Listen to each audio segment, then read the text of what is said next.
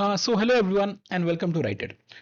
So from today we'll be beginning with a news series where we'll be focusing on strategy or strategies to cover RBI grade A/P comprehensively. और इस series में हम लोग multiple videos लेकर आएंगे जहां पर हम ब्रेक डाउन करेंगे important components of RBI grade A grade B syllabus and I will try to suggest you a very feasible and doable strategy जिसको आप फॉलो कर सकते हो which will help you eventually to clear your exam. ठीक है, so we have named it as RBI grade B game plan. ठीक है, और हम उसी को कंटिन्यू करेंगे जहां पे our first video will be focused on और we will be focusing on current affairs.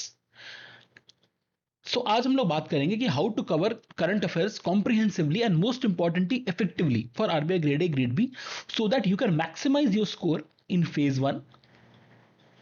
As you all know that phase 1 GA is very important and most of the GA or maximum questions in GA are asked from current affairs only, and you can utilize your same knowledge in your phase 2 as well, because in phase 2 also in ESI and finance static as well as in descriptive you will need current affairs. ठीक है, तो बिना वक्त बर्बाद किए जैसे अमित जी कहते हैं हम लोग शुरू करते हैं। ठीक है, तो सबसे पहले चीज जो हमें समझनी है in context of phase 1 is कि लास्ट जो दो एग्जाम हुए आरबीआई की, the one in 2025 and this year also 2026, what you have seen that ki RBI has shifted its focus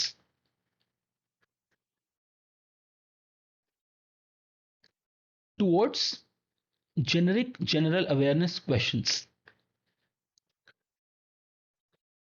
हुआ क्या था कि आफ्टर कोविड मोस्टली 21 22 ऑनवर्ड्स 22 23 24 ये 2-3 साल खासकर आरबीआई ने जीए का लेवल बहुत डिफिकल्ट कर दिया था, where they were focused on circulars, PIB, and with some tough questions were also asked, and the cutoff for GA also and overall paper also had considerably gone down.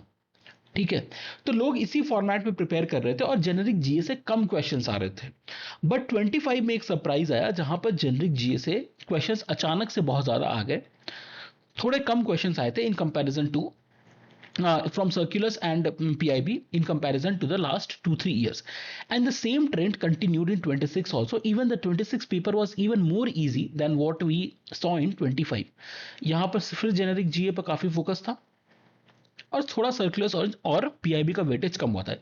इसका ये मतलब नहीं कि ये रेलेवेंट नहीं है, this you will have to study because this will be asked in phase 2।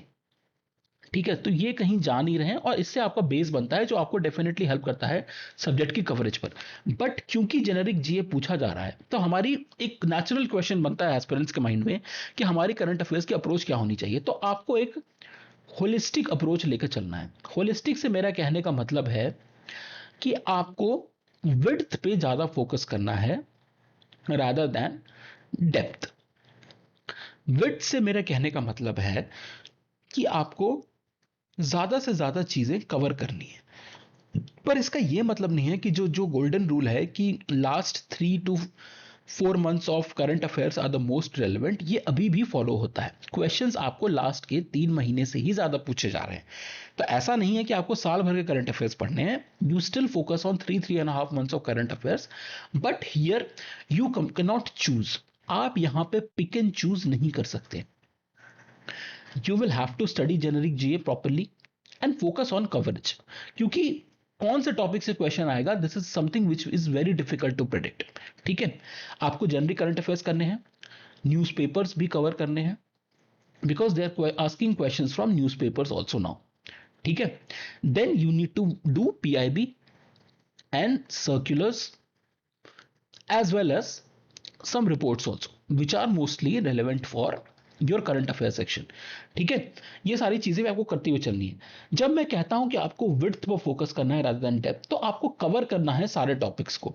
आप depth में चीजों को आप ज्यादा डेप्थ में अगर नहीं जा पा रहे हैं, और नेचुरली अगर आप ज्यादा विड्थ बढ़ाएंगे तो आपकी डेप्थ थोड़ी कॉम्प्रोमाइज होगी ही होगी। ठीक है, वो नेचुरल प्रोग्रेशन है पढ़ाई का। ऐसा कभी नहीं हो सकता कि हम सारी चीजें बहुत डेप्थ में पढ़ लें, ये पॉसिबल नहीं है। पढ़ भी लेंगे तो आपको याद नहीं रहेगा। Retention is the key, retention slash revision slash practice is the key to success in examination. और हम सारी चीजों को याद नहीं कर सकते। There is a capacity of human brain. ठीक है, तो वी नीड टू रियलाइज कि हमें ज्यादा से टॉपिक पढ़नी है, और वहां हम उतने डेप्थ में ना भी जाएं तो it's okay, it will work as far as the 25-26 trends are concern. ठीक है, तो फर्स्ट लर्निंग हमारी मोस्ट इंपॉर्टेंटली यही है। अब जब हम विड्थ पर फोकस कर रहे हैं तो हमें अपने सोर्सेस को पिक एंड चूज करना बहुत इंपॉर्टेंट है। We can not cover everything. ठीक है, so it's very important that we stick to one source. We do not run after multiple sources when we are basically affected by FOMO. और FOMO क्या होता है? Which is fear of missing out. It's a classic disease that every aspirant suffers with while preparation. सबको FOMO होता है, सबको लगता है कि जो भी एक सीरियस एस्पिरेंट होता है उसको लगता है कि उसने सारी चीजें कवर नहीं की है। आपको इस FOMO से बचना है। एक सोर्स आपको पिक करना है जो आपको हर टाइप की न्यूज कवर करके दे रहा है। ठीक है, ओके, जनरिक करंट अफेयर्स भी दे रहा है, टीआईबी भी दे रहा है, और देन आपको आरबीआई के सर्कुलर्स तो करने ही है। यहां पर भी आप मेक श्योर कीजिए कि आप डेप्थ के चक्कर में कवरेज को कॉम्प्रोमाइज ना करें। आप ज्यादा से ज्यादा सर्कुलर्स को पढ़ें। आपको अगर बहुत ज्यादा डीप में नहीं जाना है तो आप ना जाएं। यहां पर आप बेसिक नॉलेज भी लेकर चलें, बेसिक फैक्ट्स भी मेमोराइज करके चलेंगे, तो there are high percentages that you will be able to answer the question which comes from this topic. तो सेकंड लर्निंग आपकी ये हो गई। ठीक है, फर्स्ट होगी विड्थ वाली, दूसरी हो गई आपकी एक सोर्स पर स्टिक करने वाली। ठीक है, अगर आप ये दो चीज को फॉलो करते हैं तो नेचुरल प्रोग्रेशन होता है थर्ड चीज का, वो है प्रैक्टिस। बिना प्रैक्टिस के आपका कोई एग्जाम क्लियर नहीं होगा। यहां आप अपने सोर्सेस को वाइडन कर सकते हैं। ठीक है, आपको एक सोर्स से पढ़ाई कर लीजिए, और आप मल्टीपल सोर्सेस से अगर आपके पास अवेलेबल है तो आप क्वेश्चंस को सॉल्व कीजिए। आप एक चीज को याद रखें, remember one thing, the more questions you solve the better you get prepared for exam. क्योंकि एग्जाम में आपको हर चीजें याद नहीं रहेगी, you not be able to retain verbatim everything which you study, but when you practise you learn the art of retention. आपको चीजें याद रहने लगती हैं फिर। ठीक है, और यही रिटेंशन, यही आपकी जो मेमोरी में, या फिर कहते हैं ना, वो आपके बैकएंड में जो नॉलेज स्टोर होता है ना, वही आपको इवेंचुअली हेल्प करता है एग्जाम में टू आंसर क्वेश्चंस। आप जितना ज्यादा पढ़ेंगे, रिवाइज करेंगे, that naturally leads you to make educated guesses. Educated guess करना कोई स्किल, ऐसी स्किल नहीं है जो आइसोलेशन में डेवलप होती है। You develop it you with reading, retention, practice. जब आप ये तीन चीजें करते हैं तो आपको कोई नया क्वेश्चन भी दिखता है तो you are able to track the patterns of correct answer. जहां पर फिर आपकी प्रोबेबिलिटी, जब आप एजुकेटेड गेसेस लेंगे तो probability of getting more questions right than getting more questions wrong becomes better. ठीक है, आपको कुछ उतने क्वेश्चन सही करने हैं कि आपका नेट स्कोर पॉजिटिव रहे when you take educated guesses. तो this also improves with practice only. ठीक है, तो एक बार फिर से हम इसको रिवाइज कर लेते हैं। मैंने क्या क्या बोला? पहली चीज बोली, आपको विड्थ पर ध्यान देना है। विड्थ के साथ साथ आपको सिंगल सोर्स पे स्टिक करना है।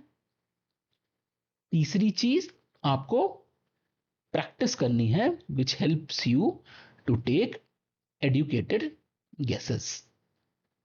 ठीक है, ये तो ये चीज आपको आई होप समझ में आ रही होंगी। इन तीन चीजों को अगर आप ढंग से कर लेते हैं तो you will definitely be able to cover most of the things and you will be exam ready. ठीक है, उसके बाद आपको प्रैक्टिस के साथ साथ once you are closer to the examination you need periodic mocks. अब जितने ज्यादा मॉक्स लगाएंगे, जितनी ज्यादा आप अपने मिस्टेक्स को एनालाइज करेंगे, आइडेंटिफाई करेंगे, and you identify patterns in your mistake, the chances of minimizing that in particular mistake increases।